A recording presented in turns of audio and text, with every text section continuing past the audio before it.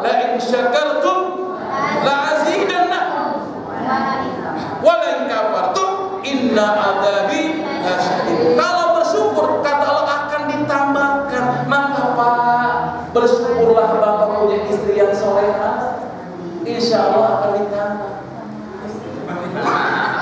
Maaf lagi, kan bener ya Pak ya? Ayatnya bilang begitu Bu, bener kan Bu? La in syakartum, kalau kamu bersyukur, la azidah, akan ditambah.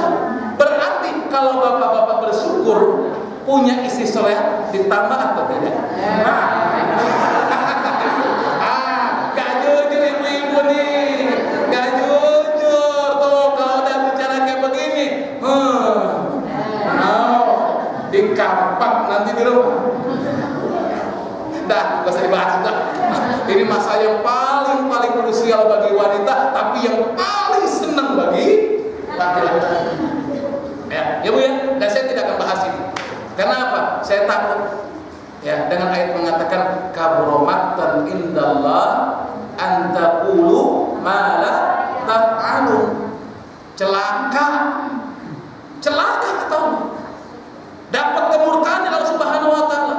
Orang yang bicara tentang sesuatu tapi belum mengamalkan. Dan saya belum mengamalkan poligami. Kalau saya ngomong poligami kena ayat tersebut, maka saya tidak mengamalkan, tidak cerita membahas masalah poligami karena saya belum mengamalkan. Takut nanti di kaburomatan indallah. Nah, kita semua rata-rata minal khalifin, pengecut kita semua. Bapak-bapak di sini semuanya pengecut. Ya Bu ya? Ayat yang mengatakan. Udah, ini bahas. Ya. Nah, salat kita salat. Ya. Orang yang salatnya benar, dia tidak akan melakukan perbuatan mungkar. Tadi kata saya, Allah mengatakan, Rasulullah mengatakan, orang-orang beriman ketika mendapatkan kesenangan maka dia akan bersyukur ditambah oleh Allah. Tapi ketika wa in asabahu darra, ketika dia mendapatkan sesuatu yang tidak menyenangkan, di penjara itu tidak menyenangkan. Tapi kalau sabar, Pak Ojang sabar di penjara, kata Allah Subhanahu wa taala, innama yuwaffas sabiruna ajrahum bighairi hisab. Sesungguhnya balasan bagi orang-orang yang sabar adalah balasan yang tidak mampu dihitung. Hanya Allah yang bisa menghitungnya. Allah yang tahu jumlahnya. Jadi saya katakan, insya Allah. Makanya salat kita harus benar. Karena inti ibadah itu adalah salat. Maka poin yang kedua, kelebihan salat dibandingkan dengan ibadah lain, salat diperintahkan oleh Allah itu di langit. Sedangkan ibadah lain diperintahkannya di bumi. Ini kelebihan salat. Tapi hati-hati Pak Bu, Allah mengatakan bahwa nanti akan datang generasi jelek. Saya takut kita termasuk yang dikatakan generasi yang jelek. Bisa baca dalam surat Maryam ayat yang ke-59 kalau tidak salah. Dikatakan Allah Subhanahu wa taala, fa khalafa min ba'dihim khalfun adha'us shalah wattaba'u syahawat. Maka datang generasi setelah generasi terbaik, yaitu orang-orang yang dikatakan sebagai nabi, orang-orang yang dikatakan sebagai siddiqin, orang-orang yang dikatakan sebagai syuhada, orang-orang yang dikatakan sebagai solihin. Itu orang-orang terbaik. Nah, setelah mereka akan datang generasi yang jelek. Apa jeleknya? Dua hal. Kata Allah, yang pertama adalah adha'us shalah, suka melalaikan sholat. Fawailul lil musallin. Kata Sayyid bin Musayyib yang menafsirkan ayat ini, adha'us shalah artinya dia tidak meninggalkan sholat. Jadi kalau orang nggak mau sholat, bukan karena mengingkari, kalau mengingkari kafir, tapi karena malas dia nggak pernah sholat, itu lebih parah. Ini orang yang melalaikan sholat aja parah. Nanti saya baca ayatnya atau potongan pada ayat selanjutnya atau pada ayat itu. Adha'us shalah kata Musayyib bukan meninggalkan sholat, tapi suka melalaikan pelaksanaan sholat. Dengar panggilan muadzin, hayya 'alas shalah. Kemudian dilanjutkan lagi, hayya 'alal falah. Orang diajak diajak sholat. Yang manggil itu muadzin atau Allah, Bu? Pak, yang manggil muadzin itu Allah apa? Apa adzan itu muadzin apa Allah? Allah. Allah yang manggil kita melalui perantaraan muadzin. Kita diajak sholat, lalu dilanjutkan hayya 'alal falah untuk memperoleh kemenangan. Jadi orang yang sholat akan menang. Kita nolak. Entar baru adzan.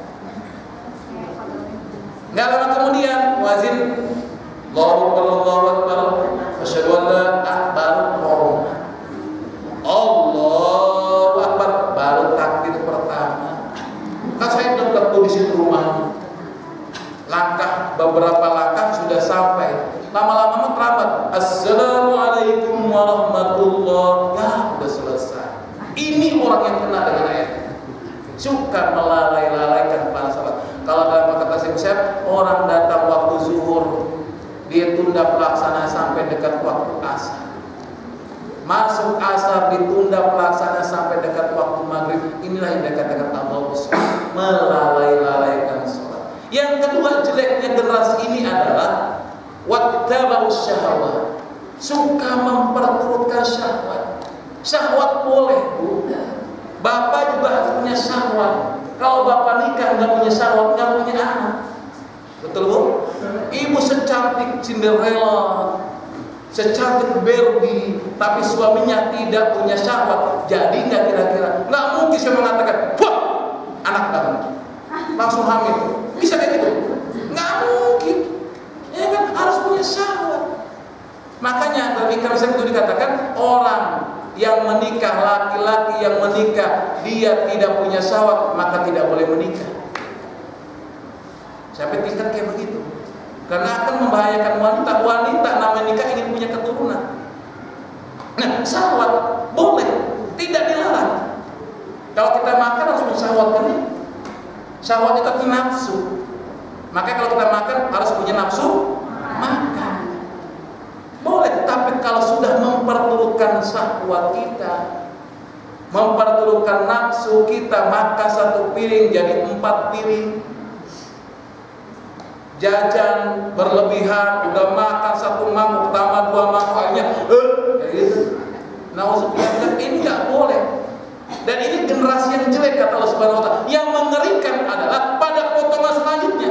Wattaba'u syahwat fasawfa yalqauna ghayya. Maka nanti pada hari kiamat dia akan dilemparkan. Ghayya itu adalah satu lembah yang berada di neraka, yang penghuni neraka mau minta sama Allah jangan sampai dimasukkan ke lembah tersebut.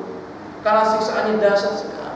Nah, orang yang suka melalaikan salat, orang yang suka memperturutkan syahwat akan dilemparkan ke dalam lembah ini. Waliyadzubillah. Oleh karena itu, tolong saya pesan sama ibu-ibu yang punya suami yang sudah meninggal, semoga termasuk ahli surga. Amin. Kalau menikah lagi tidak apa-apa. Ya, tidak apa-apa. Karena memang kehidupan dalam kondisi menikah lebih afdol dibandingkan ketika tidak menikah.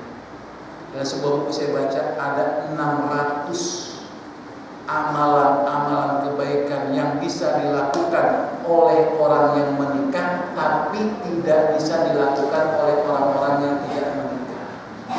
Contoh aja, Bu, kalau ibu memandang suami berpahala nggak? Berpahala. Tapi kalau ibu memandang laki-laki selain suami berpahala nggak? Memandang aja sudah berpahala. Ya, itu baru memandang. Dipanggil dengan kasih sayang, ya, dengan suara mesra. Ibu manggil suami, iya, ya, gitu ya, begitu. Apa, bapak, gitu. Itu segala sekali. Panggil dengan lembut, sembari nempelkan tembok gitu. Iya. Kayak begitu. Kira-kira pahala nggak? Pahala. Tapi kalau suami orang, ya dosa. Itu baru ngomong, ngelihat sudah berpahala, manggil dengan kasih sayang sudah berpahala, lalu disamperi sama sang suami, dicolek, bapak, pahala nggak? Pahala. Kalau suami orang, Dosa nggak? Kalau kemudian dipeluk sama sang suami, kita balas peluk dengan mesra, pahala nggak? Peluk suami orang lain, istri orang lain, dosa. Itu baru poin kecil kayak gitu aja, Bu, Pak. Udah, masya Allah. Maka cepat-cepat nikah. Ya, yang sudah layak nikah cepat. 600 amalan yang disebutkan oleh seorang ulama yang tidak bisa dilakukan oleh orang-orang yang belum nikah. Rugi. Ya, ini saja mungkin. Sudah cukuplah 58 menit saya ceramah, dah cukup deh. Ya, kepanjangan capek juga saya. Ya, kalau memang nanti mau panggil lagi, siap Ibu BKMM, Bu, siap undang Bu, saya siap datang Bu Isa. Jangan mikirin, nggak usah mikirin amplopnya Bu ya, nggak usah mikirin. Ustadz, para kiai tidak pernah memikirkan amplopnya, nggak perlu amplopnya. Ya, bukan saya ngomong itu Bu, bukan saya ngomong. Ya. Tapi insya Allah, ini saya katakan kepada ibu-ibu, pada mahasiswa juga. Ya. Tapi saya tidak melarang untuk memberi. Kita di Asyifa punya namanya tim Ikatan Dai Asyifa. Jumlahnya ada sekitar 40 orang. Kita selama ini selalu mengadakan penanganan majlis taklim dan khutbah Jumat, khususnya masjid-masjid yang didirikan Asyifa di Subang ini. Di Subang ini sekitar 140 lebih masjid yang sudah dibangun oleh Asyifa. Tapi tetap diserahkan pada masyarakat. Asyifa nggak pernah turun. Kayak di sini emang pernah. Harus yang khotibnya sini. Nggak ada kaitannya. Nggak ada, dibebasan. Ya. Nah, kita punya komitmen bahwa apabila masjid-masjid atau masyarakat, majlis taklim atau pengajian di satu tempat meminta kita sudah bilang sama ustaz-ustaz kita tidak menargetkan harus bayar berapa. Kita tekankan pada mereka firman Allah Subhanahu wa taala, in ajriya illa Allah. Sesungguhnya balasan itu adalah dari Allah. Jadi ketika kita tugaskan mereka, kita punya 23 majlis taklim di Tonggo aja tuh. Di Tonggo sama ada sedikit di Subang ada 2. Itu semua rata-rata mayoritas. Itu kita tekankan, jangan sampai gara-gara berapa sih Ustaz dibayar. Kan Ustaz Asyifa kan dari Timur Tengah banyak juga, masa dibiarkan nganggur, nggak bawa apa-apa, nggak dikasih uang. Saya bilang Allah yang akan membalas. Alhamdulillah berkembang, tadi sudah 10-an atau lebih, sekarang ada 23 berkembang. Dan semua tidak pernah, sampai kita pernah berangkat pengajian rutin setiap bulan, itu namanya Ponggang. Ponggang itu jalannya yang terakhir kali mentok itu Masjid Asyifa, sudah tidak jalan lain. Jalannya subhanallah, ini sih indah bagus di sini. Itu jalannya subhanallah begini-begini. Tetap kita berangkat, dikasih enggak? Saya bilang sama ustaznya, Ustaz, balasan Allah lebih agung dibanding amplopnya hasil 50.000. Amplop isi 100.000, balasan Allah lebih agung. Siap Ustaz. Tapi bisa tenang, berangkat kita bensin. Nah, itu konsekuensi kita yayasan. Jadi ustaz yang berangkat ke sini, misalkan kayak saya sekarang, dibiayai bensinnya sama yayasan. Bensinnya doang. Ya ada sisa dikit di es cendol ya misalnya kayak gitu. Ya lumayan daripada lu manyun kan? Lumayan daripada lu makanya begitu. Alhamdulillah. Ya adapun kemudian mahasiswa undang kita ngasih amplop, alhamdulillah. BKM undang kita ngasih amplop, alhamdulillah, tidak boleh ditolak, tapi tetap kita punya prinsip. Kita dakwah karena Allah, bukan karena amplop. Jujur Pak, ini pengalaman saya pribadi ketika saya di Jakarta 6 bulan. Kalau mikir harta, pengajian di Jakarta sudah cukup. Orang kayak saya kayak gini laku di sana, walaupun mungkin wajahnya nggak laku. Oh udah laku di istri satu ya, alhamdulillah. Jangan dipanjang masa istri. Itu saya pernah dakwah di sana 6 bulan. Itu saya dakwah sebulan itu rata-rata dapat 3, minimal 2 juta. Cukuplah untuk keluarga yang anak masih kecil ketika. Kalau berajin lagi, isi pengajian di mana-mana, pasti amplopnya tebal. Ya, saya nggak pernah butuh amplop. Saya bilang panitia, saya nggak butuh amplopnya. Isi, nggak bercanda kan? Ya, kayak begitu. Tapi saya milih kenapa ke daerah?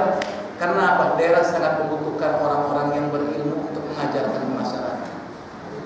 Dan daerah membutuhkan orang-orang yang tidak memikirkan materi. Jujur Bu, Pak, ketika saya di Banjar, ya Allah jauh beda sama Rasulullah, jauh sekali. Tapi memang ketika itu saya mengatakan saya bergerak karena Allah. Saya punya prinsip, jadi saya tanam kepada teman-teman di IKADA, taharrak fillah, Allahu yuharrikul qulub.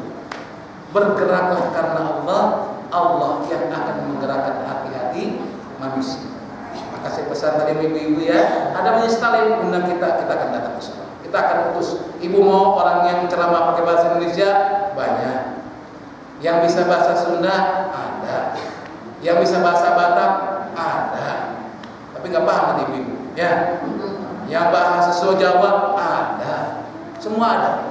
Alhamdulillah dia semua lengkap. Jadi silakan undang, nggak usah mikir kayak gitu, balas dari Allah Subhanahu wa Ta'ala. Tapi ketika ibu memberi, saya bilang sama teman-teman, terima, karena Rasulullah melarang kita menolak pemberian orang lain. Ya, ini saja mungkin kurang lebihnya minta maaf, dan semoga apa yang saya sampaikan bermanfaat bagi diri saya pribadi dan juga bagi jamaah semua. Dan saya berharap ilmu yang kita dapatkan pada sore hari ini bisa kita amalkan dalam kehidupan kita sehari-hari, khususnya masalah sholat. Bapak-bapak sholatnya di masjid. Ingat ya Pak ya, langkah bapak dari rumah ke masjid itu, langkah pertama diampuni dosanya, langkah kedua diangkat derajatnya. Bapak berapa langkah dari rumah? Ada yang 100 langkah, maka 50 langkah penghapus dosa, 50 langkah mengangkat derajat. Yang rugi yang rumahnya di sini sama yang di sini. Maka saya sarankan yang rumahnya di sini, yang rumahnya di sini, jalan dulu ke depan, muter baru ke sini, biar berubah. Wallahu a'lam bishawab. Kurang lebihnya minta maaf kalau ada kata-kata yang salah, itu bersumber dari diri saya pribadi. Tadi saya katakan Ustaz juga manusia. Tapi kalau ada kebenaran, yuk mari kita laksanakan kebenaran tersebut. Semoga Allah memberkahi kehidupan kita semua. Amin ya rabbal alamin. Aku qouli hadza. Assalamualaikum warahmatullahi wabarakatuh.